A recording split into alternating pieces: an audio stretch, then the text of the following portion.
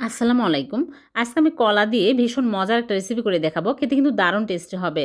প্রথমে এখানে ২ টা পাকা কলা খোসা ছাড়িয়ে নিচ্ছি। বেশি পাকা হতে হবে। এখন আমি ছোট, ছোট টুকরো করে নিলাম আর ২ টা ডিমের কুসুম ভেঙে নিলাম। আর এর মধ্যে দিয়ে দিচ্ছি চিনি ১/২ কাপ, গুঁড়া দুধ 1/4 কাপ আর দিয়ে দিচ্ছি লিকুইড দুধ ১ কাপ দিয়ে ভালো করে মিশিয়ে নিব। তারপরে আমি কর্নফ্লাওয়ার দিয়ে দিচ্ছি।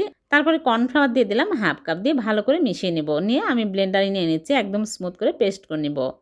এইরকম করে আমি পেস্ট করে নিয়েছি। এখন আমি প্যানের মধ্যে নিয়ে নিচ্ছি। আর এর মধ্যে দিয়ে দিচ্ছি লিকুইড দুধ। এখানে আমি মোট ২.৫ কাপ লিকুইড দুধ দিয়ে দিলাম। ভ্যানিলা এসেন্স ১ চামচ দিয়ে আমি চুলার উপরে দিয়ে ভালো করে নেড়েচেড়ে নিব। ইয়েলো ফুড কালার সামান্য দিয়ে দিলাম। দিয়ে আমি ভালো করে নেড়েচেড়ে ঘন করে নিব। ফুড কালার দিলে দেখতে সুন্দর লাগবে এজন্য। এটা অপশনাল, না দিলে সমস্যা নেই। এখন আমি এরকম ঘন হলে মোল্ডের মধ্যে আমি ঘি ব্রাশ করে নিয়েছি, এর মধ্যে ঢেলে নিলাম। নিয়ে ভালো করে সমান করে দিব। তারপর আমি নরমাল ফ্রিজে রেখে দেবো। নরমাল ফ্রিজ থেকে বের করে নিয়ে আসলাম। সেট হয়ে গেছে। এখন আমি মোল্ড আউট করে নিচ্ছি। খুবই টেস্টি। পাকা কলা অনেক সময় বাড়িতে নষ্ট হয়ে যায়। এভাবে পুডিং বানিয়ে দেখবেন, খেতে দারুণ টেস্টি হবে। উপর দিয়ে গুঁড়া দুধ ছিটিয়ে দিলাম।